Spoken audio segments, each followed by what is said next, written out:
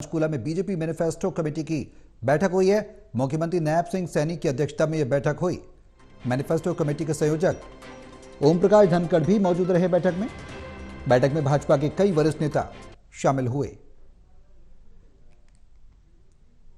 तो बड़ी खबर आपको बता रहे हैं पंचकूला में बीजेपी मैनिफेस्टो कमेटी की बैठक हुई है।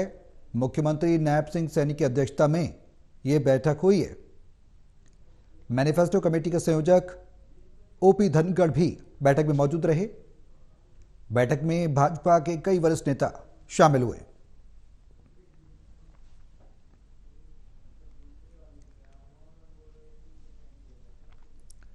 तो पंचकूला में बीजेपी मैनिफेस्टो कमेटी की बैठक मुख्यमंत्री नैब सिंह सैनी की अध्यक्षता में बैठक हुई। दरअसल जिस तरीके से विधानसभा चुनाव है उसको लेकर कहीं ना कहीं एक के बाद एक ताबड़तोड़ बैठकें बीजेपी के द्वारा की जा रही हैं प्रदेश में।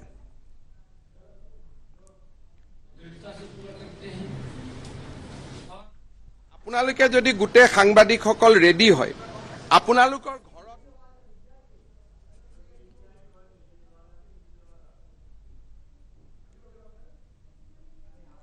भी करेंगे, स्क्रूटनी भी करेंगे और उन सब विषयों को देख करके इस संकल्प पत्र के अंदर समाहित करेंगे, जिससे कि आने वाले इस 5 वर्षों के अंदर हरियाणा प्रदेश को और गति से हम उनकी समस्याओं का समाधान कर सके।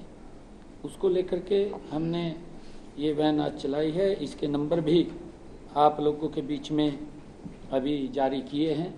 सुझाव हरियाणा प्रदेश की तरफ से आएंगे।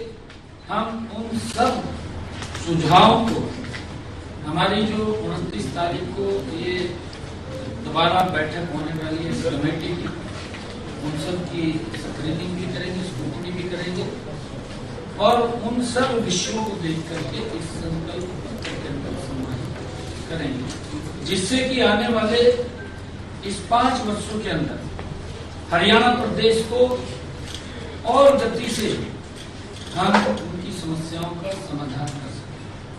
उसको लेकर के हमने ये वैन आज चलाई है। इसके नंबर भी आप लोगों के बीच में अभी जारी किए हैं आदरणीय धनखड़ जी ने। अलग अलग 2 नंबर हैं, मिस कॉल पर भी दे सकते हैं। हमारे कार्यालय में भी पेटी होगी, उस पेटी के अंदर भी लोग सुझाव दे सकते हैं। और ये हमारी वैन ब्लॉक स्तर के ऊपर जब जाएगी तो वहां पर भी हम उसके अंदर सुझाव दे सकते हैं। हमारे जो कमेटी के मेंबरान हैं जिनके अलग अलग विषयों के ऊपर ड्यूटी लगी, वो भी लोगों के बीच में जाकर के उनको एकत्र करके उनके सुझाव लेंगे और उनको बीच में शामिल करने का काम करेंगे। ये हमारा जो अभियान है ये लगभग 1 सप्ताह तक चलने वाला है और सप्ताह के बाद क्योंकि चुनाव के बीच में है, जैसे हम अपने संकल्प पत्र को और आगे बढ़ाने का हम काम करेंगे। हम जहां अपने इस कार्यों के प्रति पूर्ण रूप से आश्वस्त हैं, क्योंकि हमें पीछे भी हमारी डबल इंजन की सरकार ने जो भी संकल्प लिए हैं, हमारी डबल इंजन की सरकार ने उन संकल्पों को पूरा करने का काम किया है। हमने जो किया है हम उसको बताने का भी काम करते हैं। कभी भी जिस प्रकार की घोषणाएं विपक्ष की तरफ से होती है और विपक्ष झूठ का सहारा लेता है, वो घोषणाएं तो कर देता है, घोषणाएं इसलिए कर देता है कि लोगों को सजा बन दिखाने के लिए, इकोलॉजी वोट देने के लिए। अभी जिसकी चर्चा आदरणीय धनखड़ जी ने की है कि वो उनकी घोषणा है खटाखट 8,500 रुपया करेंगे।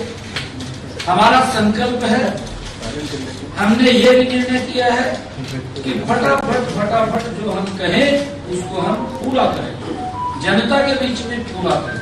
उस संकल्प के साथ हम ये अपना संकल्प पत्र लोगों के सुझाव लेकर के उसको आगे बढ़ाने वाले हैं। और पिछले 10 वर्षों में जो हमारी सरकार ने नॉन स्टॉप हरियाणा प्रदेश को आगे बढ़ाने का काम किया है। और अगर हम पूर्ववर्ती सरकारों के राज में देखें, उनके राज्य के अंदर केवल भ्रष्टाचार नजर आता है, दबंगों का राज होता हुआ दिखाई देता है और एक ही क्षेत्र का क्षेत्रवाद दिखाई देता है कि एक ही क्षेत्र का विकास हो रहा है और पूरा का पूरा प्रदेश उससे मजबूत दिखाई देता है कि वहां पर विकास दिखाई नहीं देता। लोग बोलते रहते हैं क्योंकि उनका घोषणा पत्र है, वो घोषणा पत्र में घोषणा करते हैं, घोषणा करके वो घोषणा ही रह जाता है। आपने देखा भी है, परंतु हम संकल्प पत्र के माध्यम से सबका साथ, सबका विकास और सबका प्रयास, सबका विश्वास लेकर के हमारी सरकार इस संकल्प पत्र को मजबूती से आगे बढ़ाने का काम वो करेगी। अगर हम देखें हरियाणा के अंदर, हरियाणा जो विकासशील प्रदेश में सोनिया गांधी के आंखों का तारा राहुल गांधी और भूपेंद्र हुड्डा का सितारा दीपेंद्र हुड्डा आपके सामने है। ये तारा और सितारा की जोड़ी है, दोनों की आप लोग देख रहे हैं। ये तारा और सितारा की जोड़ी है कि सरकार चल सकती है। इन्होंने हरियाणा वासियों से कोई सरोकार नहीं, ये क्योंकि कांग्रेस ऊपर स्तर के ऊपर राहुल गांधी को सेट करने में लगी हुई है और हरियाणा की कांग्रेस सरकार भूपेंद्र हुड्डा के बेटे को सेट करने में लगी। कोई मतलब नहीं है हरियाणा प्रदेश की जनता से। ये तो इन दोनों के सोनिया गांधी का तारा और भूपेंद्र हुड्डा का सितारा, ये तारा सितारा के सरकार चलाने वाले लोग हैं। इस बात को भी हमें समझना चाहिए कि इनकी सोच क्या है और किस तरीके से ये प्रदेश को आगे बढ़ाने का काम करते हैं। परंतु हम अपने संकल्प पत्र के द्वारा लोगों तक सुविधाएं पहुंचे, लोगों को लाभ पहुंचे, लोगों को समस्याओं से निजात मिले। अगर हम पिछले शासन के दौरान देखें, क्योंकि कांग्रेस की घोषणाएं थी, घोषणा ये थी 24 घंटे बिजली देंगे। आप लोगों ने भी उसको प्रमुखता से उठाया क्योंकि आपके सामने उन्होंने बोला कि बिजली रैलियां तक की गई, परंतु 24 घंटे बिजली उपलब्ध हरियाणा प्रदेश के लोगों को नहीं हो पाई और लोग वो वैसा ही जीवन व्यतीत करते रहे क्योंकि घोषणा थी। परंतु हमारा संकल्प था, हमने अपने संकल्प को दृढ़ता से पूरा किया और हरियाणा प्रदेश के लोगों को 24 घंटे बिजली देने का काम हमारी सरकार ने किया। आज हमें इस बात का भी गर्व है कि हरियाणा प्रदेश के हर जिले को हमने अपने उस संकल्प को दोहराते हुए हर जिला को 4 लाइन रोड से जोड़ने का काम किया है, लोगों के जीवन को सरल और सुगम करने का काम किया।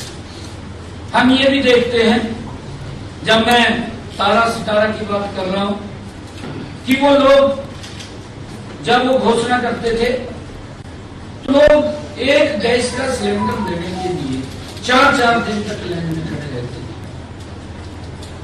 परंतु हमारा संकल्प था, हमारा ये संकल्प था कि हमने इस लाइन को खत्म करना है और माता को, बहन को कोई दिक्कत ना आए, उसके घर के अंदर गैस का सिलेंडर पहुंचाना।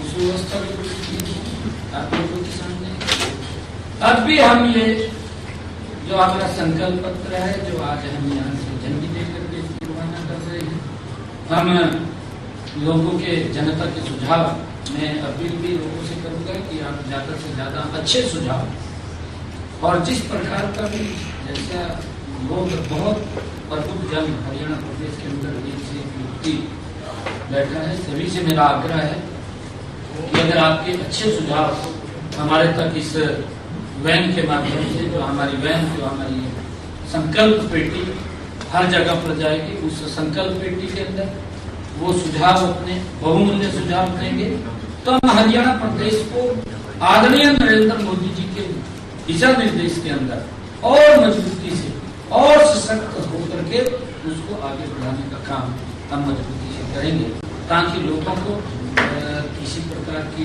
समस्या या दिक्कत जहाँ हो उसका समाधान कर सके। मैं हरियाणा प्रदेश के जागरूक प्रबुद्ध जनों से निवेदन करूंगा कि वो अपने सुझाव इस हमारे एक सप्ताह जो ये संकल्प पत्र वैन जो घूमने वाली है, जहाँ जहाँ भी आपको लगे आप अपना और उसके अंदर जो हमने एक मिस कॉल नंबर भी दिया है, ये मिस कॉल नंबर है कि जो वेबसाइट के माध्यम से भी घर बैठे भी वो अपना मिस कॉल के माध्यम से सुझाव दे सकता है, जो चर्चा की है कि 7015900900 इसके ऊपर मिस कॉल करेंगे तो इसका लिंक आएगा तो जो भी सुझाव इसके अंदर वो देना चाहे वो उसके अंदर लिखित रूप में दे सकते हैं। इससे अलग भी हमारे और भी कई ऐसे मंच है जिसके ऊपर अपने सुझाव दे सकता है, जैसे सोशल मीडिया के माध्यम से भी वो अपने सुझाव दे सकता है। नमो ऐप के माध्यम से भी वो अपने सुझाव भेज सकता है, उसको भी हम एक्सेप्ट करने का काम करेंगे। मिस कॉल का तो है ये, और जो भी सुझाव उनके आएंगे उन सबको हम इस अपने संकल्प पत्र में समाहित कर सके और उनके अनुसार हम ये संकल्प पत्र बने कि हरियाणा और विकास की ऊंचाइयों को छुए। उसके लिए हमारा संकल्प है कि हम हर व्यक्ति की, हरियाणा वासियों की हर वो जो समस्या है उस समस्या का समाधान हम इस संकल्प पत्र के माध्यम से निकाल सके। और जब उनके सुझाव आएंगे हम उन सुझावों को भी समय से चरणबद्ध तरीके से भी उसको हम बाइफरकेट करने का काम करेंगे कि हम इतने कामों को इतने दिन में करेंगे, इतने कामों को इतने दिन में करेंगे। उसका सारा का सारा बाकायदा एक सिस्टम बनेगा कि नहीं तो इस प्रकार के भी लोग आते हैं, बोल जाते हैं, वोट लेकर के चौबंतर हो जाते हैं, दिखाई नहीं देते कई लोग कहाँ चले गए कहाँ नहीं चले गए, इस प्रकार की स्थिति भी रहती है। परंतु जैसा अभी बताया भी गया है कि बजट के अनुरूप मेरी चादर तो है 1 फुट मैं पसारने की और मैं पसार लूँ 4 फुट, तो दिक्कत है नहीं, पब्लिक को भी दिक्कत आ जाएगी, व्यक्ति को भी दिक्कत आ जाएगी, सबको दिक्कत आ जाएगी। तो हमारा ये है कि हरियाणा प्रदेश को विकास की नई ऊंचाइयों के ऊपर पहुंचाते हुए हम लोगों के सुझाव आमंत्रित कर रहे हैं, चाहे वो खेल का है, चाहे एजुकेशन का है, चाहे किसान का है, चाहे महिला का है, चाहे गरीब का है और चाहे युवा का है। हर क्षेत्र के अंदर हम सुझाव आमंत्रित कर रहे हैं। युवाओं से भी अपील है कि वो भी अपने सुझाव दें, क्योंकि हमारी सरकार ने जो हमारा संकल्प था बिना पर्ची बिना खर्ची के आज गरीब परिवार के बच्चे को भी आज हरियाणा सरकार की नौकरी करने का काम किया है। और इसके लिए हमने और भी उनके विनती पर हम क्या क्या कर सकते, चाहे हम उनको प्रधानमंत्री मुद्रा योजना है उसके माध्यम से खड़ा करने के बाद चाहे स्टार्टअप है चाहे स्टैंडअप है, ऐसे युवाओं को भी ज्यादा उनके पैरों पे खड़े होते पीछे काम किया है। युवाओं से भी अपील है क्योंकि हमारे जो जनरेशन है वो युवा है और युवाओं से मैं अपील करूँगा कि वो आगे आकर के अपने बहुमूल्य सुझाव दें ताकि हम उनको काम कर सकें। आपने जो फटाफट लागू करते हैं आपकी सरकार ने 2 बड़े फैसले इसका 525 करोड़ रुपये चलेंगे कुछ जाने वाले होंगे, 1,20,000 कर्मचारियों को आपने जॉब सिक्योरिटी व्यवस्था सूचना भी जारी कर दी। कल खुलने करने वाले जो CEO हरियाणा है उनसे तो हमारे पास कोई आयोग से मांगने के लिए कोई पत्राचार नहीं है, कोई इंडिकेशन नहीं है। उसके बाद 17 अगस्त की आपकी कैबिनेट थी उसमें आपने फैसले किए 2 कर देते हैं इसको आपका जो चीफ मिनिस्टर है और चीफ मिनिस्टर के साथ वार्तालाप दिमाग साहब मैं आपको बताना चाह रहा हूँ क्योंकि हमने पिछली कैबिनेट अधिसूचना ऑर्डिनेंस भी जारी हो गया, तो फिर दिक्कत कहाँ है? लागू कौन सा लागू 1,20,000 कच्चे हाँ, जब ऑर्डिनेंस जारी हो गया हमारा तो चुनाव हो तो पास भेजने की इसकी आवश्यकता नहीं है। पत्र कहाँ जारी हुए? पत्र जारी हो, ऑर्डिनेंस जारी हो गया था। उस एक कर्मचारी को जॉब सिक्योरिटी का पत्र जारी हुआ डिपार्टमेंट से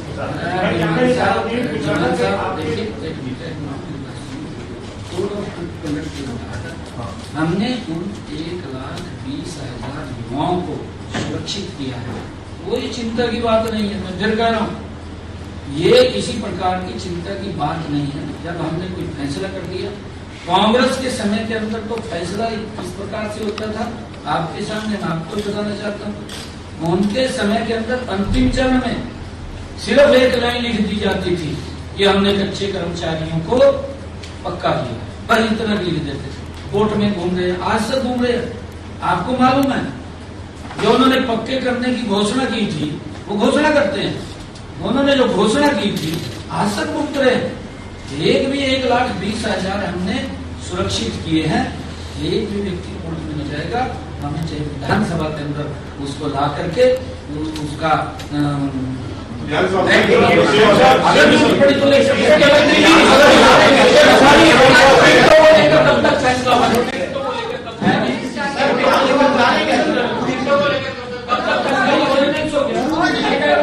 ऑर्डिनेंस जारी हो गया। ऑर्डिनेंस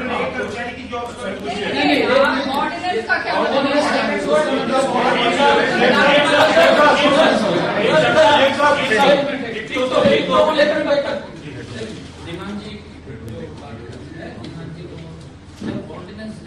उसके बाद क्या रह गया? उसके बाद एक डिपार्टमेंट के द्वारा एक कर्मचारी को वो करेंगे ना, वो सिस्टम है, वो चलेगा, वो विभाग करेंगे, वो विभाग करेंगे, वो हमारी जिम्मेदारी।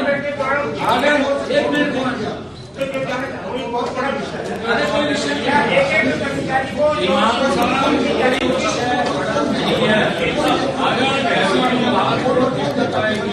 किसी कर्मचारी को दिक्कत आएगी, आगे हमारे से बात करेगा ना, मैं बात सुन रहा हूँ तो चोरी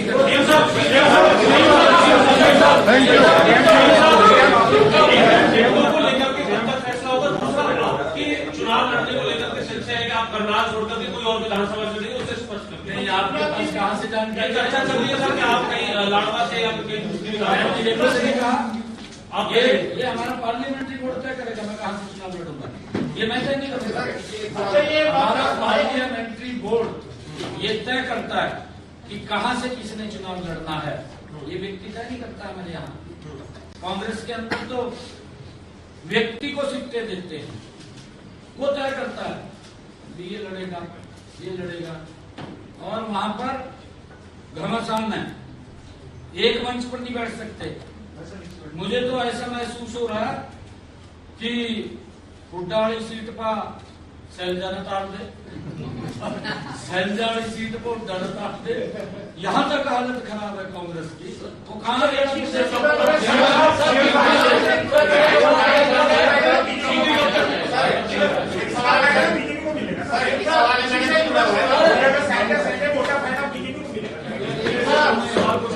एक बात मैं कह रहा हूँ दिमाग साहब,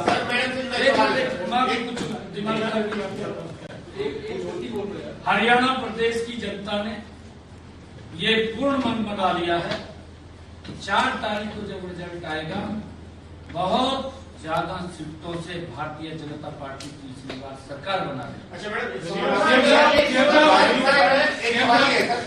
आप कांग्रेस में मुख्यमंत्री रहे, यहाँ की जो तासीर है भाजपा की काम करने की कांग्रेस की बिल्कुल अलग है। आवाज ही नहीं। एक सर दूसरा सवाल इसलिए है कि राजनीतिक जो महत्वाकांक्षाएं हैं, जैसे जो कांग्रेस से राहुल गांधी का है, कुलदीप बिश्नोई है, कहीं ना कहीं बीचों की छटपटाहट आती रही है, और अभी रणजीत सिंह जी का मामला है, तो उस पर क्या कहेंगे? देखिए, हमारे सभी नेता आदरणीय चौधरी जी, मैं बता देता हूँ, आप मेरे से पूछे ना,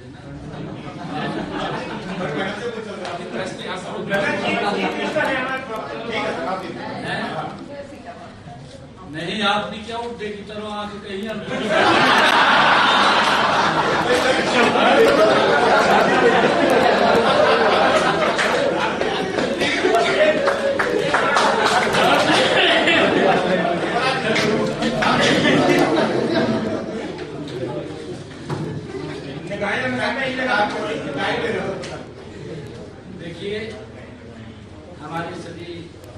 सीनियर लीडरशिप है, किसी प्रकार की कोई दिक्कत, कोई समस्या नहीं है। चौधरी रणजीत सिंह जी हमारी सरकार में अभी भी मंत्री कंडक्ट लगा है, अभी भी जब तक 4 तारीख को रिजल्ट नहीं आता तब तक वो मंत्री है और कोई दिक्कत नहीं है, किसी प्रकार की कोई समस्या नहीं है। हमने कहा है कि पार्टी हमारे यहाँ तय करती है किसने क्या करना है, उसकी भूमिका तय होती है और जब किसी की भूमिका तय हो जाती है तो उसको सर्वमान्य मान करके आगे बढ़ता है। चौधरी कुलदीप बिश्नोई जी हमारे चुनाव संचालन समिति के माननीय अध्यक्ष रहे, आपके सामने है, और वो इस चुनाव की पूरी जो बागडोर है उसको देख रहे हैं। किरण चौधरी जी क्योंकि कांग्रेस के अंदर इतना ज्यादा हरासमेंट होती है वो करते हैं और करते भी इसलिए हैं, मैं बताते हुए मुझे क्योंकि किरण चौधरी जी आज हमारी माननीय राज्यसभा का पर्चा दाखिल किया है। मेरी जानकारी में है कि अभी तक तो कोई नहीं आया मैदान में और जब नहीं आया तो टाइम खत्म हो गया, ओवर हो गया, टाइम ओवर हो गया तो आप शायद नहीं आएगा और दोनों आपस में लड़ रहे हैं, हुड्डा साहब और दुष्यंत साहब, दोनों की लड़ाई, वो उसको प्रारूप ले।